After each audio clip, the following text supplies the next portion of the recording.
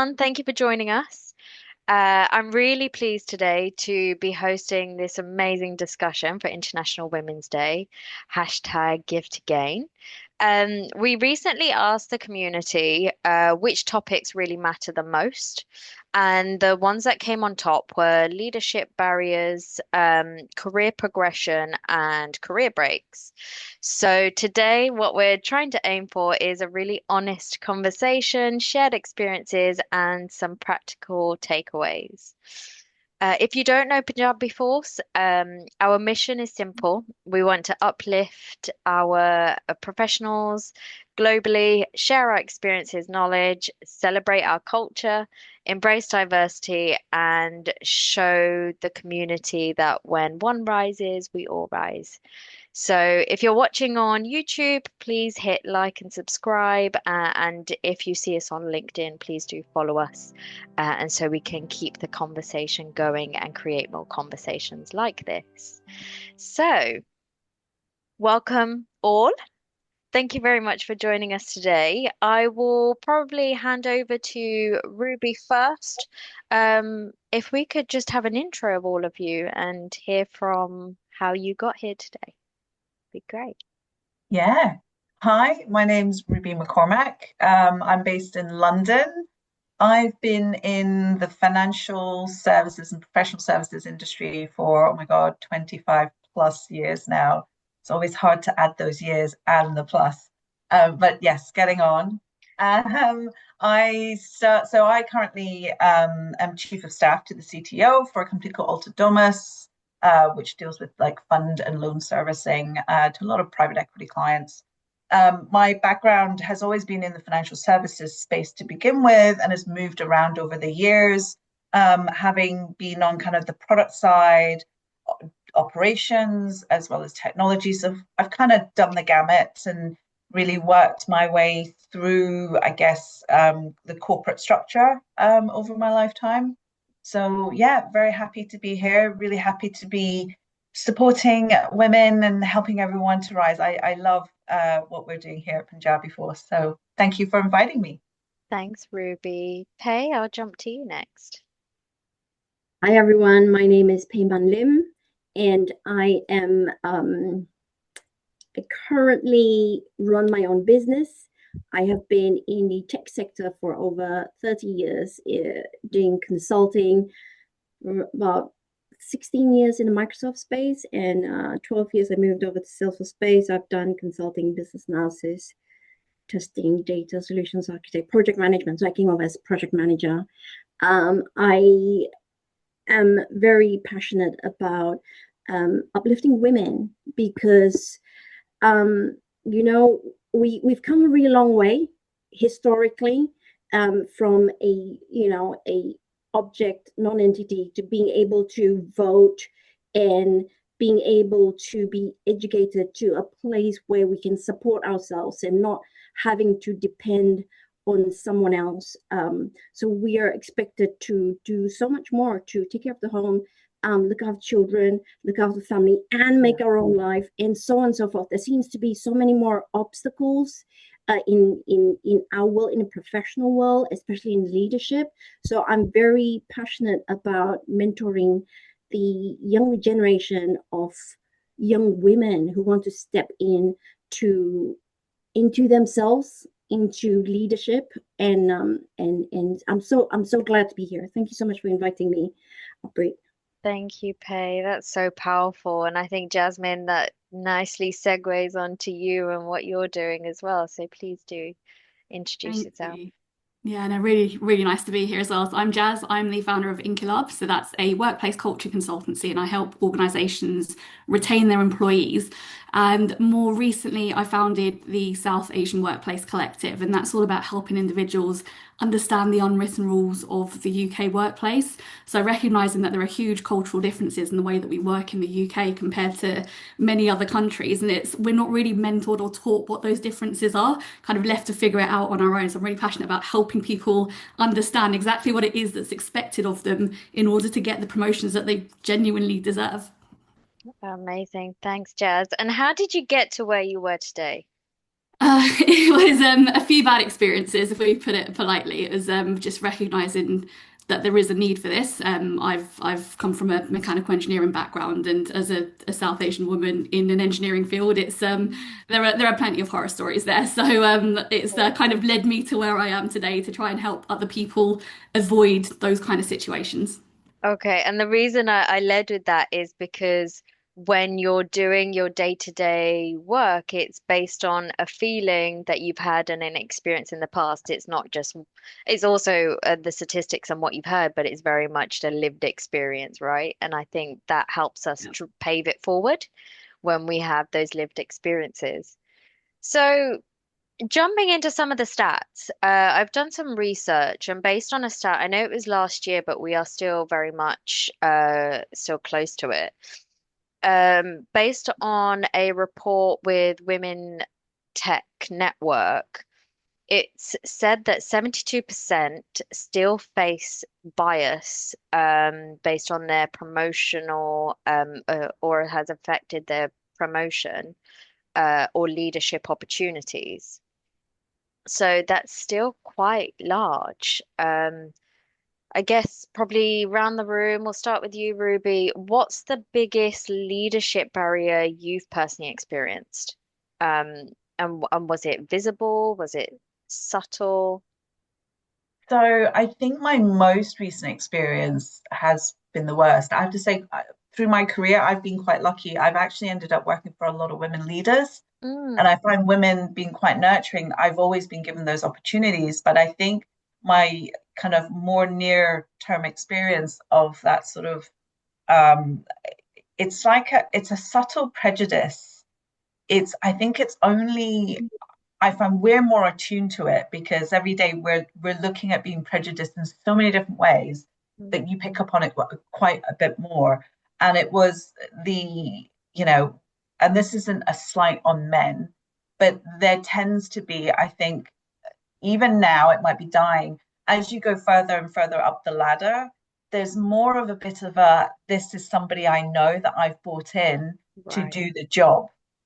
And the thing that you know, that really kind of it shows up to other people as well as to people like myself is when they're not necessarily delivering the results that I might be delivering or others might be delivering. So that's when I really feel the barrier. And sometimes what I used to experience is even who goes into like the boardrooms and the meeting rooms, and you see the representation of senior women leaders, like my peers or even like my former senior executive leaders, and they're not in the room, Mm, and you kind of question, well, but it's everyone should be in the room. So it's these very subtle things that normal day to day, unless you're used to just being aware of these prejudices, yeah.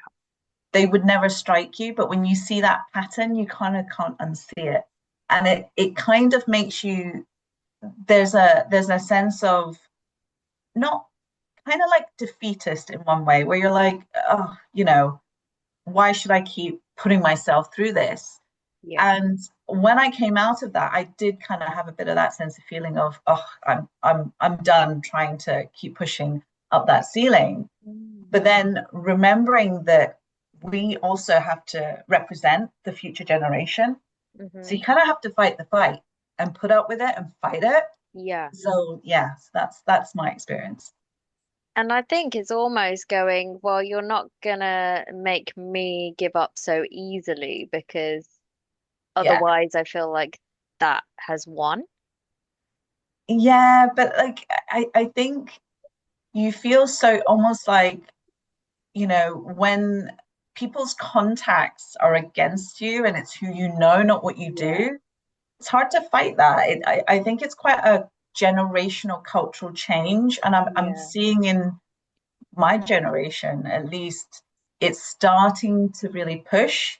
So Mm, I'm hoping for our children, mm, they're getting more of those opportunities because we've kind of blazed that trail a little bit and fought the good fight. Yeah, I think so. Pei, I can see you nodding there. What are your thoughts and your experiences around leadership barriers for you? I think just like Ruby, I was lucky enough to work for, so I'm from Malaysia. Yeah, So there's on top of, gender inequality, there's also affirmative action where I'm not the beneficial party. So there's multiple layers. And as my dad used to say, you've got to do twice as hard, work twice as hard because you're a woman, four yeah, times as hard because, you are not part of the majority that would get beneficial, kind of like for scholarships, for all these sort of things. You are not going to get it, so you have to work that much harder. And so my eyes was open to the fact that there's already inequality just because of how I was born. And as Ruby mentioned, as I, you grow up at school, at universities, you can already see preferential treatment. I was in computer science, of which I was a small minority at that time. yeah. In the early 90s at university, small minority is like, what are you doing here? What do you know about tech? You should be doing something completely different that's more appropriate for your gender. So there's a lot of that kind of feeling. Jasmine, I think you said that you're in the engineering space, which is probably feels the same way. Exactly. So, growing up, I was exposed to there is inequality, and you have to kind of like fight not only for yourself but for the generations that's coming along. And Ruby, as I was saying, you were saying, I was nodding because sometimes it feels it's quite tiring to have to keep doing it and keep having these conversations, but we have to, otherwise things won't get better. So um yeah, that's kind of where I am, and totally agree with everything you say, Ruby. Yeah, I Quite think, emotional, right? Because I noticed with you, it cuts really deep. yeah. Definitely. And I think until we start facing or focusing what the reality is, we can't really combat these issues. So it's like actually shining a light to it, which is what we're trying to do in these conversations.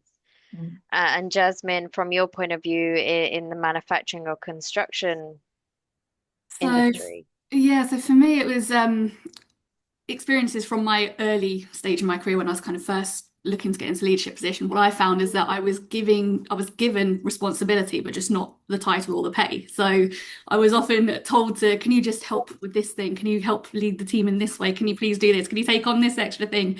And I'm just taking on more and more, like playing the long game, thinking they'll see I'm a team player, they'll see I'm capable, and then I'll get the promotion eventually. But what they're actually seeing is that I'm agreeable, and being the team player is more important than advocating for myself. At least it was at that point in my career. So I was doing the work. I just wasn't given the leadership position and the promotion to reflect that. Mm. And you know what? I think we can probably all attest to this. We've all had those kind of experiences, and you do have to put yourself forward for those things to grow and to show that you can do the job before doing it. Otherwise, you aren't in the conversation of promotion. But I think the key thing in that is to log everything you're doing, have those incremental conversations with your manager to say, here's a log of everything I'm doing so far. Let's have a pathway. Please help me design a pathway to get that promotion, right? And hold them accountable. Because otherwise you're just doing it in earnest and you're like, there's no accountability on either side. Yeah, no, agreed. Lesson learnt the hard way, but agree. We all do, that's why it's really important to try and find mentors or sponsors because these are the conversations you can have with them, whether they're in the company or outside the company. These are the people that have the experience, albeit lived or just seen through third parties. So, talking about pay, having to prove yourself, many women still talk about how they have to prove themselves and do twice as much over their male peers. So, have you ever stepped into something or seen something, either or both, that you haven't been ready for, as in a career? And if you've not stepped into it, just kind of gone, oh, that's what I'd like to do, but I'm not going to do that because I don't think I'm as competent already. I think I mentioned I even though I talk about some of the challenges, I have had a very lucky life where I've encountered people who have kind of helped me on my way. So, as an example, my first foray into system administration in the Microsoft space was my first job. I was hired to train Microsoft Office, Yeah. Excel, and PowerPoint and Word and all of that. And my boss said, "Hey, I've got a voucher just like here for Windows NT Server 3.51. That's how old I am. And do you want to do it?" I had never been trained and everything, and I said, "Oh, why not?" So I did it. I failed. I don't fail. So I thought this is not on. So I got myself a server. I built it. I put in the operating system, and I learned, and I made sure that I knew that I had to be the one who knew the answers, Yeah. because nothing else would help me move forward. And I could see. So since I've done my MBA at the City University, I understand about like power bases and things like that. And one of the power bases, you've got authority, you've got your carrot, your stick, and then one is expertise. And I can realize that much earlier, that I had to know my stuff in order to move forward. And I relished challenges that would help me get better. So I felt like I wasn't one of those like naturally talented people. So I had to choose a career where if you work really hard, you could do well at it. And Yeah. computer science was one of them. It allowed me to learn infrastructure and software and databases and things like that. And I think I just tried to, I had people who supported me and who gave me opportunities Mm. around within an ecosystem that wasn't advantages to me. So I think I had mentors and the bosses too that lift me up and created a safe space for me to grow and to learn. I think if I didn't have that, it would have been a much more difficult path for me. So that this is something that I'm quite determined to help other people in the same way. I don't know if I've answered your question. Sorry, Yeah, I Ruby. mean, you're paving it forward, right? And so even with that example of doing the exam, you still felt like you had to mm, kind of tick down all of the or check all of the boxes. And because of the mentorship that kind of guided you out of that needing to focus on getting everything right before moving on to the next steps, is that right? Yeah, yeah. Yeah, and Ruby, I can see you nodding profusely, like yes, yes, you're touching on all of these bruises. Do you know what? I actually think a lot of women I've met have actually always had to prove themselves, right? I think it's our nature. Yeah. I think we're competitive differently to men, but like in my experience, quite similar. A couple of times I've been given roles, luckily because I've had great sponsors where Mm. I have no idea. Like, I think my first youngest experience was when the company I worked for merged with another company, and I was doing, oh God, this is going to show my age. I was building web pages on front end and extracting data that took hours. I was like operationally doing this activity. Hmm. And then suddenly they offered me a job of being a business analyst. And I was like, I have no idea what that is. I don't know what it entails. But you're like, okay, no, I can do this. I'm going to learn it. And I think the same way, like Pei, you kind of be like, right, you roll your sleeves up. I'm going to give this a go. There's nothing to lose. But what it does, it builds this muscle that it takes you through your whole career. So anytime I'm faced with something that I'm just like, I have no clue. I mean, luckily now with, technology and AI and, you know, Google and everything, how advanced data is and learning is much easier. Back then, there wasn't. You had to like find someone and ask questions. But Or I find the do book. think, yeah, find the book.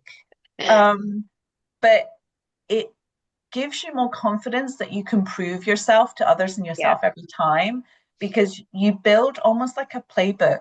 I'm sure Pei has one Yeah. of now every time something new comes back, you kind of have a process that you start to store in your memory bank, and you're like, okay, this is how I'm going to go about it. And this is at a point where, I can get help and I still look like I know what I'm doing. And I actually think it makes us better experts because it becomes intuitive Mm. rather than learned book, like, because you're having to deal with things that are like, you really have to dig into it, right? I couldn't imagine being like going into systems engineering and you're like, oh my God, I'm going to build a server. What am I going to do? But Yeah, yeah, it's an opportunity and it makes us better leaders, I think. 100%. I really like that. It's almost like you're building your own, not GPS, but kind of like the location in which you're traveling through that scenario, right? It's Yeah, like I've got a typical framework that I will use for any scenario, and then it's just tweaked based on what the other end is asking of you. yeah, yeah. It becomes a superpower, I think. And Yeah, you love shouldn't that. underestimate No. these challenges. Like you come out with so much more. Yeah.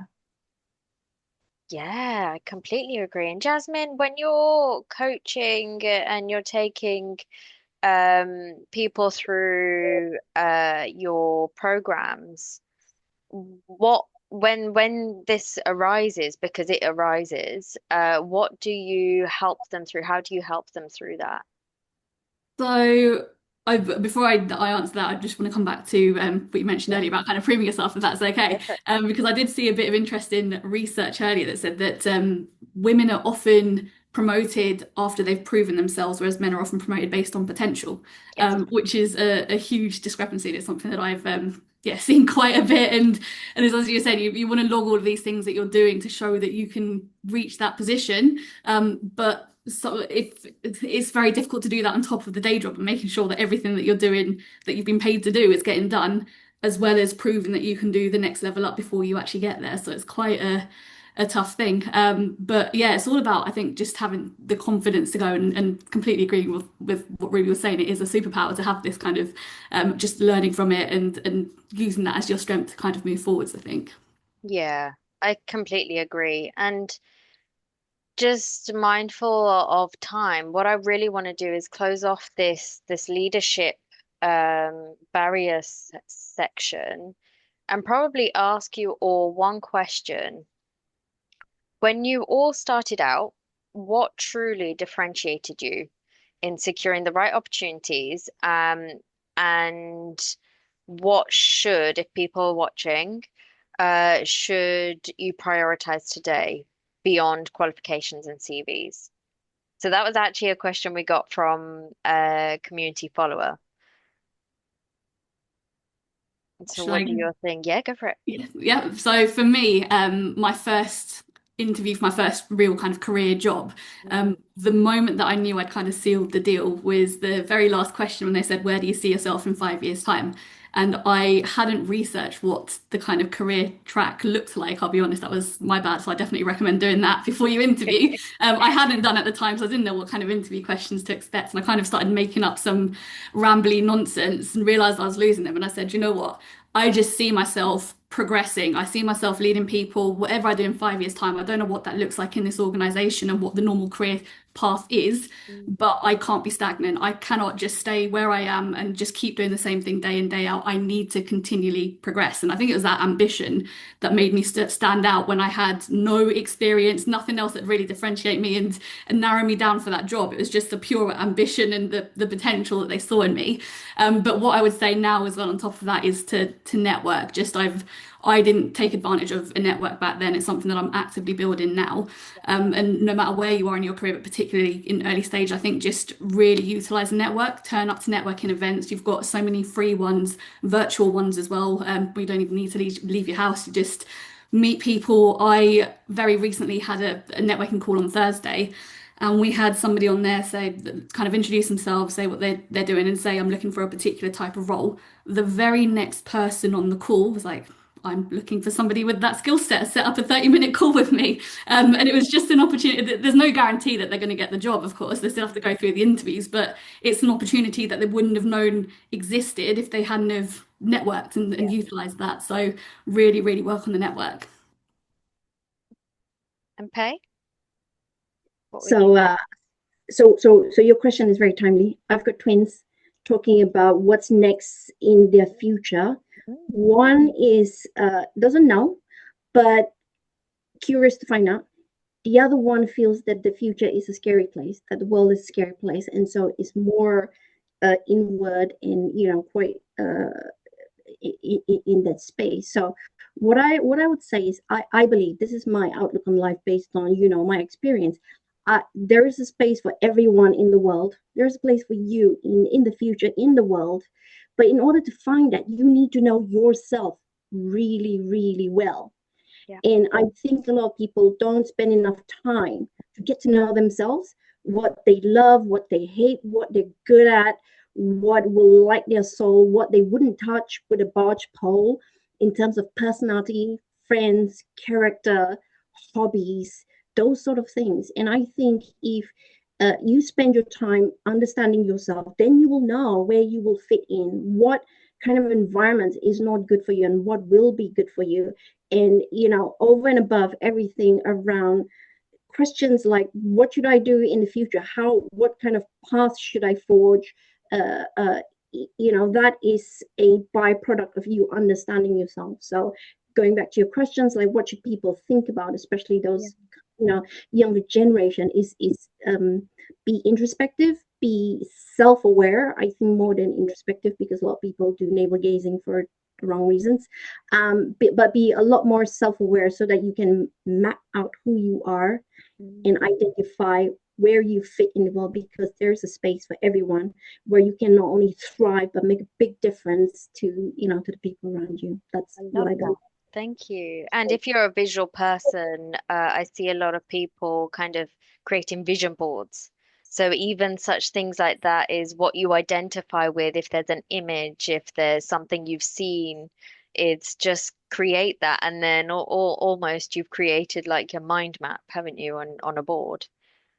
Really like that. Ruby, what do you think differentiated you, and what advice would you give to individuals now Oh beyond gosh. qualification and CVs? Yeah. It's funny because I was having the same conversation with my 19-year-old son about what he was going to do. So it's also good timing. I think things that differentiate you, like more and more sure, like when I was looking for a job, it was all about qualifications. I think Mm, it's less so now, so it's a great question. I mm, think to Pei's point, having that growth mindset, it's curiosity, but knowing yourself as a person, because that carries you as you apply for jobs. I think one of the things, and I picked up on Jazz's question about, where do you want to be in 5 years? I think it's okay to say you don't know yet when you're early in your career, because I think that shows a curiosity to learn and grow. Like I remember when I was asked that question, my first job, because I never went to university, and my first job, like, being very Asian, my family had a restaurant. So I worked for my family until I was 19, and then I was like, I mm, do not want to do this for my whole life. So my first job was like data entry, and they asked me the question, and I'm like, do you know what? I just want to find a nice company that I can learn and grow with. I don't know what that is yet, but mm, this job is interesting. I've never done it, so I'm really keen to learn. So it was a learning opportunity then. And then as I progressed, the thing I think starts to set you apart is your experience in your job. yeah. It's the human experience as well, not Mm, just the career experience. And taking that into your networking, you make friends through your career. mm, That's your network, right? you get to know real people. And I think that as you grow, so think about the relationships you build now early in your career, you know, think of them more than just somebody that can get me a job. Because you may learn from them one day, right? You might pick up the phone and call them and go, okay, I've got this problem. Yeah. You're an architect. How would you tackle? You start to tap into these almost like you help each other as well. Yeah. And when jobs come up, I always think of the people I know, not only because I think they have a great attitude to work, but it's like this is a person with good integrity, hardworking. Mhm. I'm going to recommend them. Like, they will always be in my mind, not because they're my friend, but because I'm like, this is a good human. So that's the kind of advice I would give people kind of, starting off in their career and thinking about where that takes them as they grow. I couldn't agree more. They always say that you can teach people the technical skills or anything to do with the job, but you really need to come in with those human skills, as I would call them. Yeah, And the key and something that I've been doing a lot more and also mentoring and advising people is to network with people before you need them, before you need some support from them, because it's not let me network and get something out of you. It's actually you're building that relationship with them, that rapport, like you were saying, Ruby. They're top yeah, of mind, they're visible because actually you know them as a person mhm, and you know that there'll be a good cultural fit with the organization as right. well as be able to do the job. So I think that's really key. And so actually coming on to career breaks, children, there was a statistic, but it's actually from 2019. And it says that in 2019 when they did the research and there's probably a more up-to-date one, but women are more likely to exit roles because of weak management support, uh, poor work-life balance, and lack of advancement opportunities, which actually I think is still relevant even in 2026 with those three reasons. So, do you think that career breaks still feel like a penalty? So, still feel like a career penalty rather than a break for women to deal with the personal life and changes and then just get right back into where they were in their career? I can go first.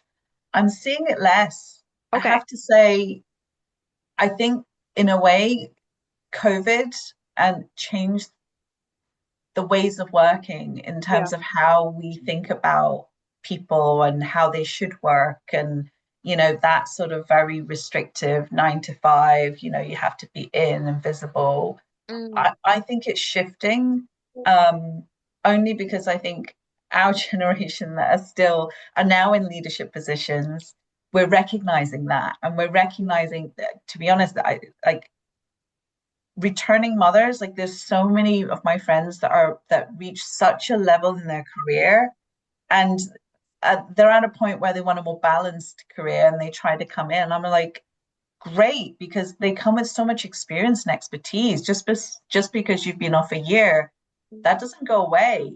In fact, you come back with so much more like energy, and like you want to get stuck in again, right? So I'm seeing it less just because times are changing, our attitudes to culture at work is changing, and flexible working is yeah. so much more the norm. So I'm hoping that continues. I don't know if someone's experienced differently, but like that's kind of what I'm seeing going forward. And I never experienced any of that as well. So, Okay. luckily, yeah. Yeah, so I've mentored mums that are trying to get into tech or trying to get back into tech. And Mm. there is a lot of guilt associated or anxiety associated with getting back into the working world. So, assuming you had a career break to have your three, did you experience that kind of penalty, if you will, with getting back into work or having that time out? No. Okay. The reason why I say that is because I'm not a young mom. So I waited a long time, and my twins were IVF twins. We tried for a long time, etc. But Yeah. what I when I'm mentoring younger women, it's really sad that I've got to say this, but I do say this, and I ask them about, I don't ask, I say, if you have family plans, then what you need to do before that is to accrue professional capital by just being the best that you can be, and just get it all, all your stripes, all your experience, all your knowledge, just get it all first. Because, whether you agree or not, when you take a break to have a family, there will be, for different, varying degrees, a penalty of some sort, because the men in the same situation, they don't have to carry for 9 months. They Yeah. don't have to do that bit. Yeah. It's just a biological thing that happens. And by default, I mean, if both you and your partners in the same company at the same level, they'll be like a whole year ahead of you when you're ready Yeah. to return back at the same. And we won't be the same anyway, hormones and all sorts of things, Yeah. priorities and all of that. So rightly or wrongly, I talk to the younger, women who are coming into the workforce to really think about optimizing for knowledge, experience, and skills, and before that time, because there is a penalty. um and then once you get to that point, like I did, I was fortunately in a position where I could take contract jobs after that, Yeah. which wasn't as difficult for me. But I think if I were to resume like full-time job, I would feel it a lot more. So this is where I'm seeing it. And also now I'm mentoring moms coming back to the workforce. It's not that easy, even if the environment, working from home and all of that is in place. It's still not as easy in the eyes of organizations to say, you've taken a break. Yes, it takes a huge amount of organizational skills to manage your kids and schools and stuff like that, but it's not the same par as running a multi-million-pound project with multiple work streams and global environments. There still is a perception, even if we could in our sleep do that. Yeah. So we still have a long way to go. Conversations still need to be carrying on. I completely agree because it's not fair, obviously, especially if you're a first time mother, and you're carrying your baby and you have anxiety about being a first time mother as it is. You don't want to add more on top of your plate to go, will I have a job to come back to? Even if it is in your contract, you're still feeling that anxiety. And if you're in a leadership position as well, it's will I come back to the same role or will I be given a role that's not the same one? Are there going to be organizational structures? Am I going to be included? So there's a lot of conversations still that we unfortunately are having behind closed doors. I actually heard something really positive. One of the UKI leaders in EPAM, his wife had gone on to maternity and was only just starting a new CTO role. And luckily, because they'd just hired her, they said, no, take your maternity. And when you're ready to come back, come back. And she came back in the same role. So these kind of things we do need to kind of showcase that are happening because there are still positive things happening when women go on maternity leave and they get to come back at the same role. And Jasmine, is this a common conversation that you're having behind the scenes as well? And are there fears associated with you and having to have that break?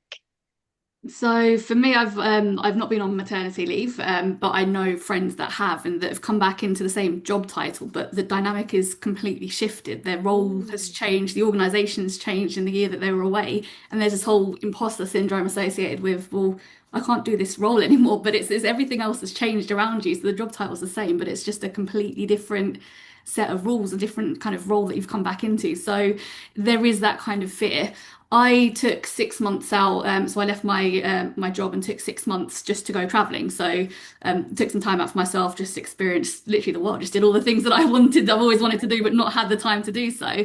And then set up a business when I came back from that. So I didn't go back into working for an employer, but if I had, for me, the fear would have been, well, how am I know they're going to ask me to explain that gap in my CV and what I've learned while I'm away. And I'm like, well, I didn't do it to learn anything. I just did it to go and have a good time and live my best life. And I don't need to, I haven't forgotten all of the things that I did learn and all of the experience that I have had before that. I've not suddenly turned into this whole different person that's incapable of working, but I just felt the fear of like, how do I explain? I can tell you where the cheapest spas are in Europe, but how's that going to relate to work? Like, what have I actually learned that's beneficial to you? So, yeah, that was a real kind of worry. But thankfully, I set up my business. I didn't need to explain that gap away. But there definitely was a fear of, well, what if I do need to go back to work, and what if I do need to say what I've actually achieved in those 6 months? Yeah, that's it.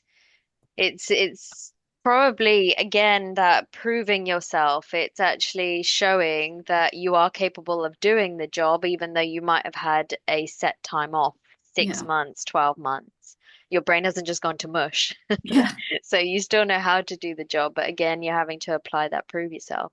So as we close off this section, what would be one advice, or a an advice that you would give somebody that's coming back from a career break or going on to a career break? So you can choose either one. Ruby, what do you think? Yeah, because I also took a career break. I was out for about 6 months and I traveled too. I think, keeping in touch with your network, but know the role you want to step into next. Yeah. There's a little bit of a game of chicken here where you've got to have confidence in yourself. You've got to hold out for the right job. Yeah. I think you've got to believe in yourself when you come back. Like taking time away is more and more respected now because it's a pretty courageous thing to do Mm. to know that that's what you need and then preparing to come back. So I meet a lot more people now, when I'm interviewing and they've taken breaks and I really respect that. So just, don't think it's taking you back. It's actually giving you a new perspective. So, yeah.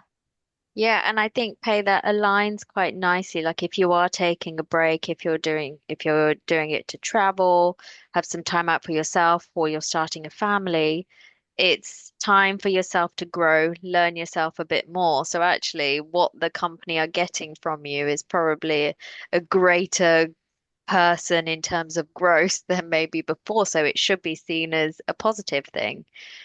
What would you say in terms of advice, and if it's going to be if they're taking career break or if they're coming back from one? So maybe I'll just share what I did. Mm, So after the twins came and I was thinking about my next move. So what I did was I just posted on LinkedIn. At that time when it wasn't done or thing, just a coffee chat, but a person to person one. And I just set up a booking system to say, hey, happy to talk to you about anything. Happy to give free advice, consulting advice because I've done it in the past. You can come and you can tell me what's going on in your world. I'm happy to talk to anybody, which was really fun. I had zero agenda, completely zero, but I had a lot of coffee during that time, met a lot of people. My next job after the kids came properly came from CAP because one of the directors just decided to have coffee with me and I got a job out of that because I had zero agenda. I was there to give and to learn. And I think people saw that. And the other thing that I did was I posted about them, what I learned, so that I could share over and above what was discussed during the coffee. yeah. And so I think that especially nowadays when social media is where your next employer will be stalking you, this is a good platform to show your thinking, your thought process, your problem solving, your writing, your communication skills, all of that. That will ease the path to your next role because they will feel like they already know you Mhm. instead of having a cold meeting for your very first interview. So that's what I would tell anyone. One more thing before I forget, especially Sure. for the younger generations, they're really worried about what people think of them. And I Yeah. would say, if possible, put that aside, just be authentically you and be curious so that the people will get to know you. So there's this fear about what will people think, am I best, am I dressed, how do I come across, I'm going to use ChatGPT to try and frame my answers while I'm talking to the other person or not, so that's the other thing I'd say, just do a little bit of what I did, but also don't worry about what other people will think about you having these coffee chats. Yeah, I think that's amazing. And one thing to note is your next employer will look at your social footprint. So I think that's really key to, yes, it's good visibility for them to see what you've been up to, but also to make sure that there isn't anything that could potentially put you in jeopardy. So, and Jasmine, what would you say is your one piece of advice? I would say if you're thinking of taking a career break and not sure whether you should, there are of course risks in doing so. We've discussed some of them, but there's Yeah. also a cost in not doing it as well. So whether that's time to bond with your child, if it's maternity, whether it's just time to yourself to rest, recover, recuperate, just to go out and experience the world, there's a cost of not doing that too. And only you can decide which one is the bigger cost for you of taking time out or staying in work. But whichever one you choose to do, just back yourself fully. I think just trust that you've made the right choice for you and just fully back yourself. You know what? We don't actually talk about how resting is actually productive. And we're in such like we have access to so much nowadays that it feels hard for our brains to just rest, especially when we have access to social media, the news, and so I think that's really key is even if it's not for a reason, and just rest. If you're going to take time out, rest. It is really productive. And it helps that mindset of growth. So a lot of growth and creativity happens when you just let yourself just relax. Mhm. So thank you so much, all. We're coming to a close, and I just really like to thank you all for such honest conversations. I think what we've shown today is true reflections of everyone's experiences, but I think we've got some really good takeaways. I've written a few down is be curious, be authentic. Network is your net worth even before you need them, right? I know it's a cliche, but it's so true. And resting is productive. So thank you so much, all. Hope we see you in the future. Thank you. Thank Thank you. you.